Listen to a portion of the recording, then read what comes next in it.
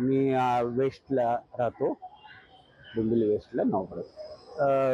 मला वाटतं गेल्या 1-1.5 महिन्यापासून जवळपास या जे ब्रिज आहे पूर्व पश्चिम जोडणारं, याचं काम चालू आहे। पण त्याच्यामध्ये काम बऱ्याच स्लो गतीने चालू आहे आणि जे काही लावलेले आहेत पट्ट्या वगैरे, ऍक्च्युली तुम्ही बघताय वयस्कर लोकांना किती त्रास होतोय त्याचा। ऍक्च्युली माझ्यासारख्याला पण त्रास होतोय चढताना वगैरे, कारण त्याची जी पट्ट्या आहेत ते वरती आलेले आहेत वरच्या साईडला, आणि त्याचं थोडं काय करणार आहेत की नाही करणार हे पण काय कळायला मार्ग नाही, कारण आता पाऊस चालू झालाय।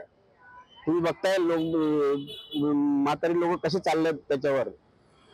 याचं काम म्हणजे कोणाच्या अखत्यारीत आहे ते माहिती नाही, रेल्वेच्या अखत्यारीत आहे की बीएमसीच्या अखत्यारीत आहे, केडीएमसी अखत्यारीत आहे, पण त्यांनी लवकरात लवकर हे काम व्यवस्थित करावं आणि लोकांना सोयी सुविधा करून द्याव्यात। या पुलावरनं येताना आमचं आता वय 70 आहे, त्यामुळे आम्ही ज्येष्ठ नागरिक आहोत, त्यामुळे एक एक पायरी आम्हाला जपून चालावी लागते। आणि जे पायऱ्या केल्या आहेत त्यातील लोखंडाचा जो बार पट्टी आहे ती एकदम सगळी वर आहे, त्यामुळे आम्ही सुद्धा हातपाय आम्हाला एक एक पायरी नीट जपून चालावी लागते आणि अडखळून आम्ही सुद्धा पडण्याची शक्यता आहे, हाड मोडण्याची शक्यता आहे।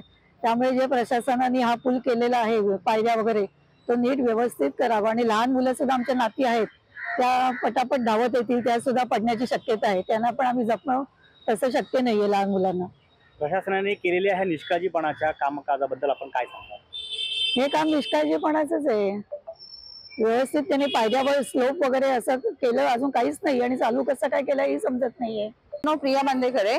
हा ईस्ट वरन वेस्टला जाणारा हा पब्लिक ब्रिज जो आहे तो रिनोव्हेशन साठी काढलेला आहे आता, पण त्याचं काम अर्धवट आहे।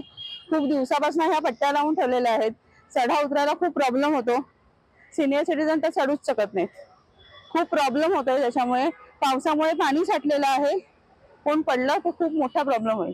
प्रशासनाच्या अशा दुर्लक्षित कामाबद्दल आपण काय सांगाल? त्यांनी पावसाच्या आधी ही सगळी कामं केली पाहिजे, त्याच्यासाठी पर्यायी दुसरे ऑप्शन्स ठेवले पाहिजे, नाहीतर हे सामान्य नागरिकांचा खूप प्रॉब्लेम होतो। त्याच्यामुळे त्यांनी लवकरात लवकर हे कंप्लीट करायला पाहिजे।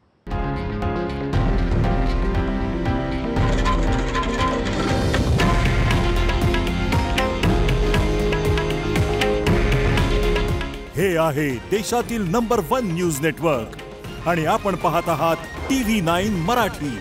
काळजी तुमची, हित महाराष्ट्राचं।